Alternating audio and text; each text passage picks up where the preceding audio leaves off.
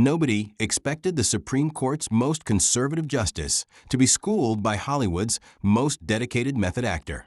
Justice Clarence Thomas leaned forward on the highest bench in America, his voice dripping with constitutional authority as he prepared to destroy Tom Cruise's military credibility.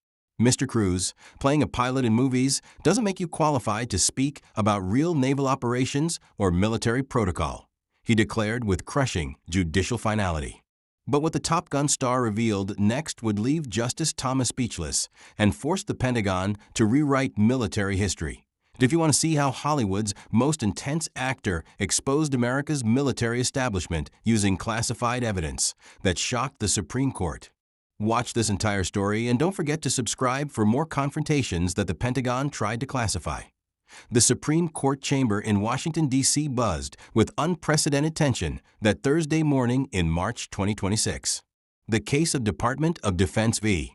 Maverick Productions had reached the nation's highest court after months of escalating legal battles over military accuracy in entertainment, national security implications of Hollywood productions, and the government's authority to regulate how military operations were depicted in popular media.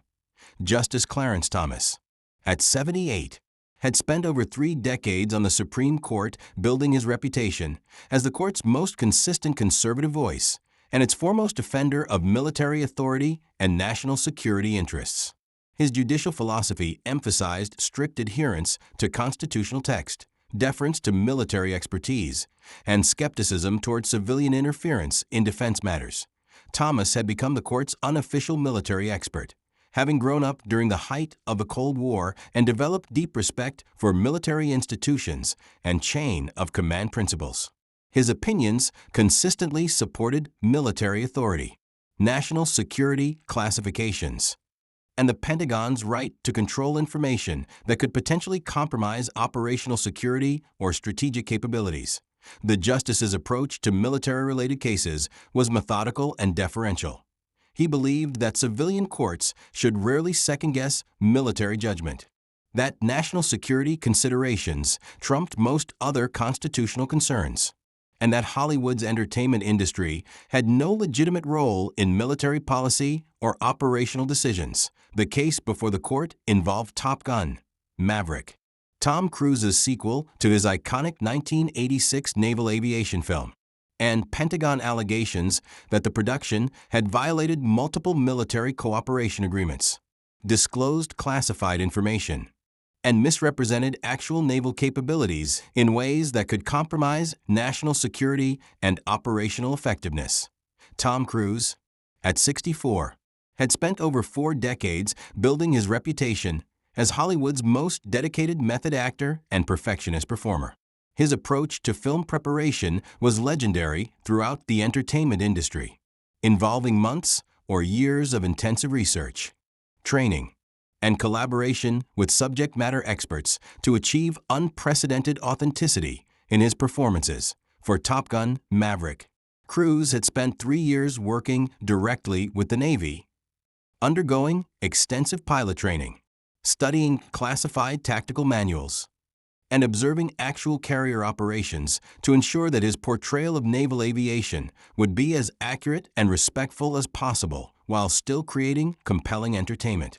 What made this case particularly complex was that Cruise's preparation had been so thorough and his access to military personnel and information so extensive that he had potentially gained insights into actual naval capabilities and operational procedures that the Pentagon now considered problematic for public disclosure. The Department of Defense had filed suit claiming that Cruise's production had violated the terms of military cooperation agreements by depicting actual tactics, revealing performance capabilities of classified aircraft systems, and providing foreign adversaries with intelligence about American naval aviation that could compromise operational security. But Cruise's legal team had countersued, claiming that the Pentagon was attempting to censor accurate portrayal of military excellence, and that the government's classification claims were being used to cover up inefficiencies and problems within naval aviation rather than protecting legitimate national security interests. The case had attracted national attention because it represented a test of First Amendment rights versus national security concerns, with implications for how Hollywood could depict military operations and whether the government could retroactively classify information that had been shared with civilian filmmakers. The courtroom was packed with constitutional law experts, military policy specialists, First Amendment advocates, entertainment industry representatives, and journalists covering what many viewed as the most important military media case in decades. As Tom Cruise entered the Supreme Court chamber that morning, he carried himself with the same intense focus and preparation that had made him legendary in Hollywood. His presence in the nation's highest court represented the intersection of entertainment and national security in ways that previous generations of actors and justices had never experienced. Justice Thomas took his position with a commanding presence that had made him one of the court's most influential members. His approach to questioning was known for its constitutional rigor and his ability to expose weaknesses in legal arguments through precise analysis of military authority and national security precedents. The government's attorney began with arguments that Hollywood productions posed inherent risks to national security when they attempted to portray actual military operations with excessive accuracy, potentially providing valuable intelligence to foreign adversaries about American capabilities and tactics. But Justice Thomas quickly focused his attention on Cruise himself, recognizing that the real constitutional questions centered on the actor's claims to have accurate knowledge of military operations and his right to share that information through entertainment media. Mr. Cruise, Justice Thomas began, his voice carrying the authority of 3 decades on the nation's highest court. Playing a pilot in movies doesn't make you qualified to speak about real naval operations, military protocol, or the strategic implications of depicting actual defense capabilities in entertainment media. The statement was designed to establish the fundamental distinction between entertainment and actual military expertise, while positioning Thomas as the defender of legitimate military authority against civilian interference and Hollywood presumption that Cruise's response would begin a constitutional dialogue that would challenge Thomas's assumptions about both military accuracy and the relationship between entertainment and national defense. Justice Thomas, I deeply respect your concern for national security and military authority, Cruise replied, his tone carrying the intensity that had made him famous while demonstrating obvious preparation for this constitutional confrontation. However, I believe the government's position rests on a fundamental misunderstanding of both the extent of my military training and the actual content of our film production. The response immediately signaled that Cruise was prepared to engage in serious constitutional and military analysis rather than simply defending his commercial interests. Catching the attention of justices who had expected a more conventional celebrity defense, Thomas leaned forward, his interest clearly piqued by Cruise's suggestion that he possessed legitimate military knowledge rather than just entertainment industry experience. Mr. Cruise, what specific military training could you possibly have received that would qualify you to make judgments about classified naval aviation capabilities or operational security? Cruise's response would demonstrate a level of military preparation and access that would shock everyone in the chamber, including Justice Thomas himself.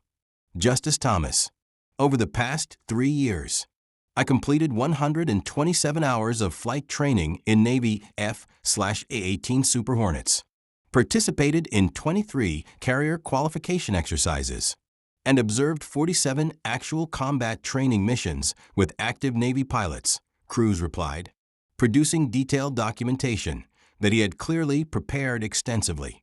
The specific numbers and comprehensive training record immediately changed the atmosphere in the courtroom, suggesting that Cruise's military experience was far more substantial than anyone had anticipated. Furthermore, Cruise continued, all of this training was conducted under direct Pentagon supervision, with Department of Defense personnel present for every session, and with explicit approval from Navy leadership who wanted to ensure accurate portrayal of their capabilities and professionalism. Justice Thomas attempted to dismiss the training as insufficient for making national security judgments. Mr. Cruise, Even extensive training doesn't provide the strategic perspective necessary to understand the implications of revealing military capabilities to foreign adversaries through entertainment media. Cruz's response would reveal the sophistication of his understanding of both military operations and national security implications. Justice Thomas: I agree completely about the importance of operational security. That's exactly why every aspect of our production was reviewed and approved by Pentagon officials before filming began. He produced a comprehensive folder containing military approvals and security clearances that would shock the justices and observers. These are written approvals from the Department of Defense, the Navy's Office of Information, and the Pentagon's Entertainment Liaison Office, all confirming that our production posed no national security risks and actually served military recruitment and public relations objectives. The documentation was extensive and demonstrated that Cruz's military cooperation had been officially sanctioned at the highest levels of defense leadership rather than representing unauthorized access to classified information. Thomas was beginning to realize that the government's case was more complex than he had anticipated. But he attempted to challenge Cruz's authority to interpret military policy. Mr. Cruz, Pentagon approvals for filming don't qualify you to make independent judgments about military accuracy or to publicly discuss naval aviation capabilities. Cruz's response would deliver the most devastating challenge to the government's position, while demonstrating his comprehensive understanding of military operations and policy. Justice Thomas: with respect, I'm not making independent judgments about military policy. I'm presenting information that was specifically provided to me by naval aviation experts for the purpose of accurate public portrayal. He connected a tablet to the courtroom's display system, revealing comprehensive military briefings that had been prepared specifically for his education. These are official Navy training materials, tactical manuals, and operational procedures that were given to me by Pentagon officials who wanted the public to understand the professionalism and capability of American naval aviation. The materials displayed on screen were clearly official military documents, not Hollywood approximations or speculation, demonstrating that Cruz's knowledge came directly from authoritative sources rather than entertainment industry research. The question isn't whether I'm qualified to discuss military operations, Cruz continued, but whether the Pentagon has the authority to retroactively classify information that they previously approved for public release through official cooperation with our production. The constitutional argument was sophisticated and directly challenged the government's legal theory, while positioning the case as a question of military accountability rather than Hollywood overreach. Justice Thomas was now fully engaged, recognizing that Cruz was presenting legitimate constitutional questions about military transparency and government censorship. Mr. Cruz, are you suggesting that the Pentagon deliberately provided you with classified information and then attempted to suppress it after your film was completed? Cruz's response would expose the internal contradictions in the government's position while revealing his access to military decision-making processes.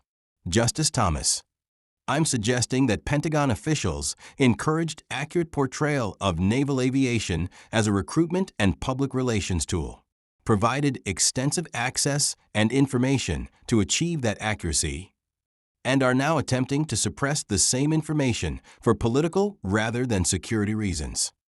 He clicked to internal Pentagon communications that had been obtained through discovery in the legal proceedings. These are emails between Department of Defense officials discussing how our film could showcase American military superiority and inspire patriotic support for naval aviation through unprecedented access to actual operations and capabilities. The internal communications were damaging to the government's case and revealed that Pentagon cooperation had been motivated by publicity benefits rather than security concerns, undermining their subsequent classification claims. Furthermore, Cruz continued, the specific capabilities and tactics shown in our film are already publicly available through official Pentagon publications, recruitment materials, and previous military cooperation with news media and documentary productions. He displayed comprehensive evidence showing that the information depicted in Top Gun Maverick was already in the public domain through official government sources, making the Pentagon's classification claims legally questionable and potentially unconstitutional. Justice Thomas was beginning to understand that the government's case rested on shaky constitutional and factual foundations. But he posed one final challenge about the limits of civilian involvement in military affairs. Mr. Cruz, even accepting your military training and Pentagon cooperation, don't you agree that entertainment productions should defer to military judgment about what information serves national security interests? Cruz's final response would deliver a masterful analysis of constitutional principles and military accountability that would transform the entire case. Justice Thomas, I absolutely agree that national security must be protected. But I believe the Constitution requires that military classification decisions be based on legitimate security concerns rather than political considerations or institutional embarrassment. He clicked to his most powerful evidence, showing comparative analysis of information disclosure across different military cooperation projects. The same tactical information that the Pentagon now claims is classified in our film has been officially released in recruitment videos, congressional testimony, and cooperation with news organizations covering military exercises. The comparison was devastating and demonstrated that the Pentagon's classification claims were selective and politically motivated rather than based on consistent security standards. The First Amendment protects not just entertainment, but the public's right to accurate information about military capabilities and effectiveness. Cruz concluded, when the Pentagon encourages accurate portrayal and then attempts to suppress the same information, they're using classification authority to control public perception rather than protect national security. The constitutional argument was compelling and positioned the case as a test of government transparency and accountability rather than just entertainment industry rights. Justice Thomas sat back in his chair, clearly impressed by the constitutional analysis and evidence that Cruz had presented. The other justices were similarly moved by the comprehensiveness of the military cooperation evidence and the constitutional implications of retroactive classification. The court's decision, issued 4 months later, was a unanimous victory for Cruz's position, with Justice Thomas writing the majority opinion that established new precedent for military transparency and constitutional limits on classification authority. The decision prohibited government agencies from retroactively classifying information that had been officially approved for public release and established First Amendment protections for accurate portrayal of military operations. More significantly, the ruling required the Pentagon to establish consistent, transparent criteria for military cooperation with entertainment productions and prohibited the use of classification authority to suppress information for political or institutional reasons rather than legitimate security concerns. The confrontation became a landmark moment in constitutional law and military accountability, demonstrating how civilian oversight and transparency could strengthen rather than weaken national defense by ensuring that military institutions operated with public trust and democratic accountability. Tom Cruise had not only won his legal case, but had contributed to important constitutional protections for government transparency and First Amendment rights. Justice Thomas had discovered that his commitment to constitutional principles required supporting civilian oversight of military institutions rather than automatically deferring to Pentagon authority. The case established new precedent for the digital age while reaffirming timeless constitutional principles about government accountability, free speech, and the public's right to accurate information about military capabilities and effectiveness. Hollywood's most dedicated method actor had used his legendary preparation and intensity to advance constitutional law and military transparency in ways that would protect democratic accountability for generations of Americans.